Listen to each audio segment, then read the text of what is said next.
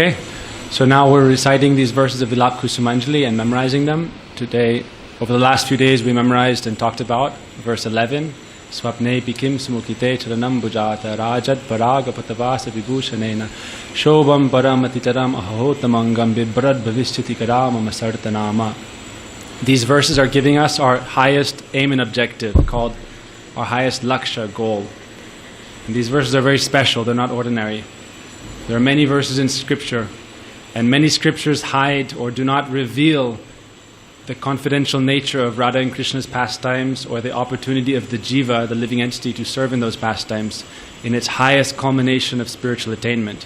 So this Vilap Kusumanjali, written by Raghunath Das Goswami, is giving us that highest goal, our highest opportunity, our highest potential for any jiva in any form of life. The highest possible attainment is this position of being Srimati Radhika's Kinkari. And so these verses are all describing how to attain that position, how to pray for that, and what kinds of services we can perform to Radhika in Transcendental Braj. So the other day, 2 days ago, Prabhuji every day makes garlands in his room after cooking lunch. And he was meeting with one person. He said, I don't like to go here and there so much. I don't like to talk to so many people. I'm only sitting in my room chanting and remembering Vilap Kusumanjali. He said like that, every day I'm reading and repeating Vilap Kusumanjali. So these verses are very special. Okay, so then in relation to this 11th verse, yesterday we talked about 3 kinds of darshan and 4 kinds of meeting. Okay, 3 kinds of darshan are swapna, in a dream, spurti, as a sort of revelation or glimpse where you see the personality, but you don't know if it is genuine or not. But really it is genuine. And we heard the example of Mahaprabhu was in Jagannath Puri, far away, 1,000 kilometers away, but Sachimata every day offered him boga in Nadia. And every day she saw someone was coming and eating. And she would see like Gaur Sachin Nandan Nimai is eating. She was thinking, how is it possible? He's all the way in Puri. But some months later, Mahaprabhu sent Damodar Pandit, and he told him to say to Sachimata, oh, every day she's cooking so nicely, and she should have faith. Every day I come and eat there. As a sannyasi, I cannot come and stay there, but every day I am coming and taking your boga. So this is called Spurti Darshan. Third kind of darshan is called Shakshat Darshan, or it's direct darshan, and we heard some examples of this. Then there's the 4 kinds of meeting. Sankirna, which means not complete, limited. Second, Shangshipta, very brief, like Narad when he saw Bhagavan. Third, Sampanna, complete. And fourth, Samriddhiman, fully enriched, complete, like Gop Kumar. So now we're going to go forward. So we're going to remember, every day we'll repeat these until we get it memorized. These little things are important to learn, like the Ekadas Bhav and Panchadasa. Okay, so now in the last Bhagavad Patrika they published, Param Gurudev writes a very nice article, and he talks about Swapna and Darshan. And he says, we shouldn't think all kinds of darshan are equal. 3 kinds of darshan, Swapna, Spurti, and Sakshat. So sometimes people will say, oh, yesterday I saw Radharani, and she smiled at me and talked to me. And there's one book actually, one person wrote, and he was saying, this is my Manjari name, this is this Brahmachari name. He was talking about the temple in Mathura, and he said, oh, this boy is follower of Kamsa, he is not nice to me, he's always abusing me. And this person is follower of Rupa Goswami, rather Rupa Manjari. So, and he was telling everyone's position. And then he would say, oh, I was walking on Parikrama, and there Radharani came and sat and talked with me. So, is this the same darshan as Mahabhagavat, pure devotees darshan, or not? That's the question. So then Param Gurudev said, we should not think all kinds of darshan are the same. Sometimes we may have some imagination also. In our dream also, not all darshans are equal. So say we're having a dream, and we see Radharani or Krishna, and we talk with them. Is that the same as pure devotee having a dream, or direct darshan? So, on one side it's good because we're meditating on Krishna. We could be having a dream of something else. And we're not saying it's not true.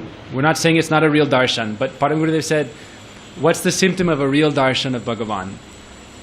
When you truly see God, then there will be some symptoms in your life there'll be some ways your life changes.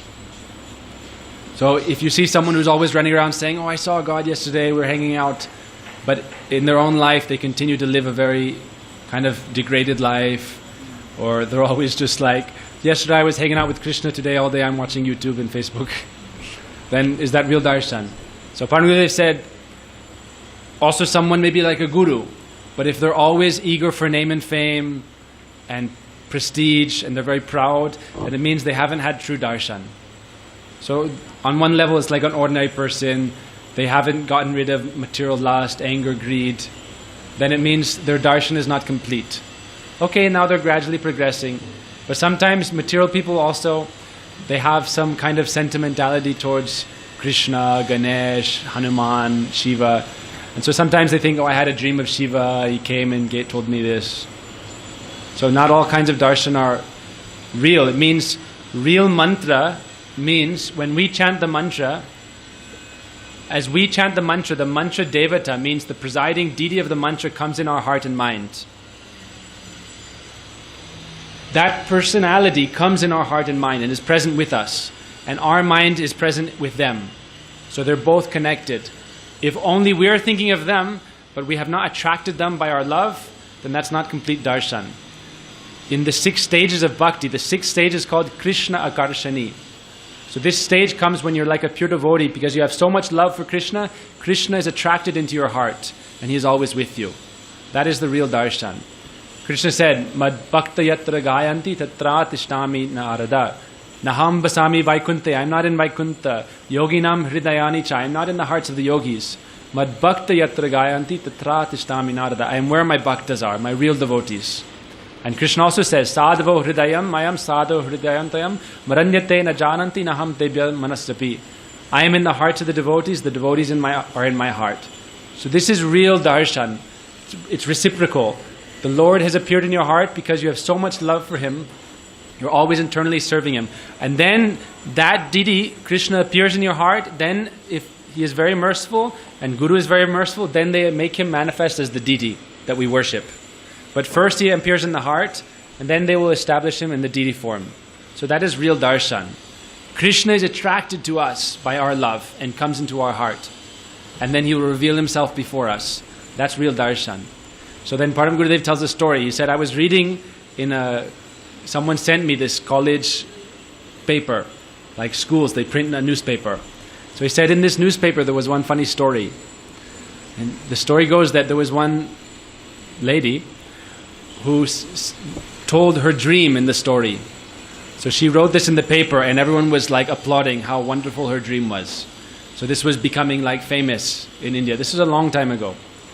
So this paper was just published in our Bhagavad Patrika, Hindi publication. So they say that, oh, she said, I had a dream. I have a dream.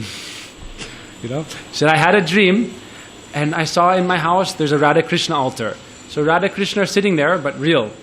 And they're dressed like cowherd boy and girl. And Krishna only has one shoe. He has one shoe. And then I was looking at them and then I started walking away for the stairway to get something. And then Krishna followed me. And as I was walking away, Krishna followed me and then he hello, tapped my shoulder. I looked down. Then I sat down and Krishna said, hey, do you need anything? Do you want anything?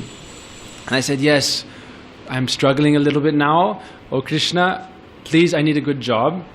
Every month I need at least 150 rupees. So Krishna, please give me a job where every month I'll get 150 rupees. And so Krishna said, yes, tatashtu. Every Tuesday you should fast.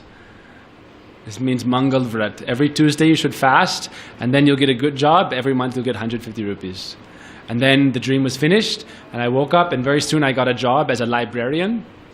And I was maintaining a school library and every month I got 150 rupees. Just see how merciful Krishna is. And everyone was very happy about this story and this was becoming in all the newspapers. Yes, Krishna is real. Krishna came in the dream and they gave him 150 rupee job. So then Param Gurudev said, is this real darshan of Krishna? Krishna actually came in her dream. So then Param Gurudev made this point that if Krishna actually, if you really see Him, now one thing is he said it's called man ki kalpana, means your mind's imagination. So your consciousness creates something that you are absorbed in the daytime. Your subconscious creates some kind of dream. But that's not the same as swapne pikim sumukite charanam bhujata. I just happened to be reading this story like half hour ago in Prabhuji's room. I was thinking, today I was very busy, I didn't have time to read Gurudev's commentary, so I thought, okay, let's tell about this story. It happened to be a dream, a dream story. So swapne bikim. So Paranguru said that's not the same thing as Raghunath Das Goswami's dream, or like Gurudev's dream, Prabhuji's dream, Vaishnav's dream. Okay, they're thinking about Krishna, something is good. But he said the real thing is if you really have darshan of Krishna, then your nature will start to change. Even Dhruva had many material desires. But when he saw Bhagavan Narayan, all these material desires, he realized how insignificant they were. He said, I was looking for broken shards of glass, and now I have a priceless diamond in front of me, and yet I was neglecting it. So even Dhruva, even though he worshipped with calm, material desire, when he saw Bhagavan, his nature completely changed. So if someone really sees Krishna, then their nature will completely change. They're not any longer going to be interested in material life. Krishna is so beautiful. He's so attractive. He is Krishna, the all-attractive personality, the reservoir of pleasure. So once seeing him, your heart will be lost. So then you cannot any longer continue in material life like happily, okay, now I got a good job. Thank you, Krishna, for 150 rupees a month. When the gopis saw Krishna, then they became pagal, completely mad after Krishna. When the cows and the calves and the deer heard the sound of Krishna's flute, then they became completely motionless. They could only relish Sri Krishna and they forget everything else. It said, Dhruta chittya utai hasotati rotati gayati unmad eva lokabaya. If you really see Krishna and have a relationship with Krishna, then it said you become completely oblivious to your surroundings. And sometimes you'll be rolling in the street. Sometimes you'll be dancing in ecstasy, calling out Ha Krishna, Ha Radhe, singing like that. Not as a show. We also sometimes see people rolling around and shouting in ecstasy. But if you're really doing it, you really have this love, then this is the symptom. You become completely oblivious to everything else and you only perform one-pointed bhakti. So then in this article they made one more point.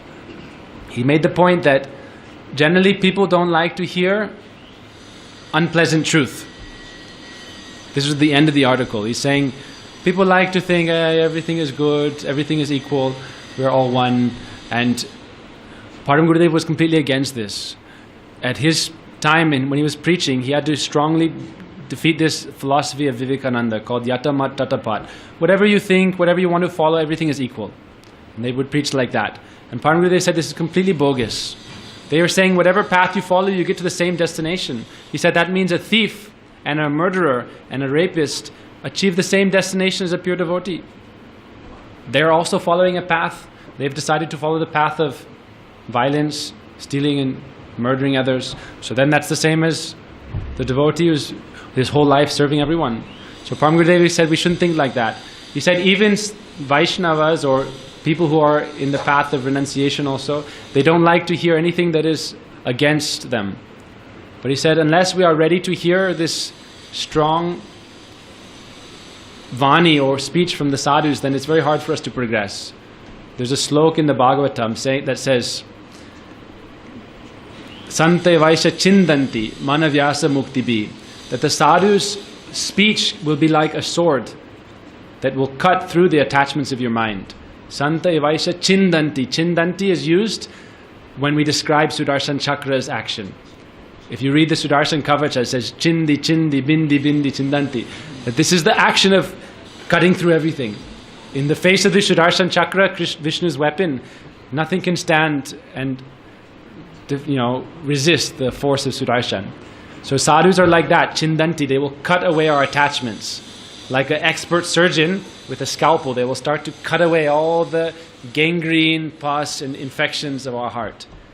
But to do that, we have to surrender to them and say, now I am surrendered to you, please perform your operation. When we are very sick, sometimes we don't want to take bitter medicine. But if we don't take it, we won't get better. So Param Gurudev said we should not resist the chastisement of Vaishnavas. That the chastisement of Vaishnavas is our supreme auspiciousness. If they chastise us, it means they have developed affection for us, mamata. Otherwise, they're not chastising everyone, but they have relation with us, then they may directly chastise us. And this is for our supreme auspiciousness, and we should embrace that. We shouldn't think, I have been in the temple for 20 years, 30 years, oh, what are they telling me? So, to follow the path of bhakti, he said, Uttishtatra jagrata prapya varoni bodhita shurasya dhara nishita duratya durgang patastat kavayo vedanti. The path of spiritual life is sharp like a razor's edge. And if you're not careful, you'll fall off, you'll fall down. But if you're always under the guidance of high-class Vaishnavas or spiritual guides, then they will help you tread this path safely. So we remember this today for this verse, Swapne Bikim. If you give me the book, let's read verse 12. Okay, verse 12. Next page. This is about Radharani's ankle bells. Okay, Vilap Kusumanjali, verse 12. Amritabdi rasaprayastava nupura sanjitai hakada mama kalyani bhadiryam anapeshyate. O beautiful one, when will the sound of your ankle bells, sprinkling drops from an ocean of nectar, cure my deafness? And then we'll read 13 as well. Vilap Kusumanjali 13. Shashakavrid abhishare nitra brinanchalabhyam dishi vidishi bhayanodha gurnitabhyam vanani kuvalaya dhala koshanyeva kliptani abhyam kimmu kila kalaniyo devitabhyam janoyam. O Devi Srimati Radhika, with the two bumblebees of the corners of your eyes, which in the moonlight rendezvous anxiously wander over each direction, as if the forest were a jungle of blue lotuses, will you glance upon this person? So he's saying, when will you give me your glance of mercy?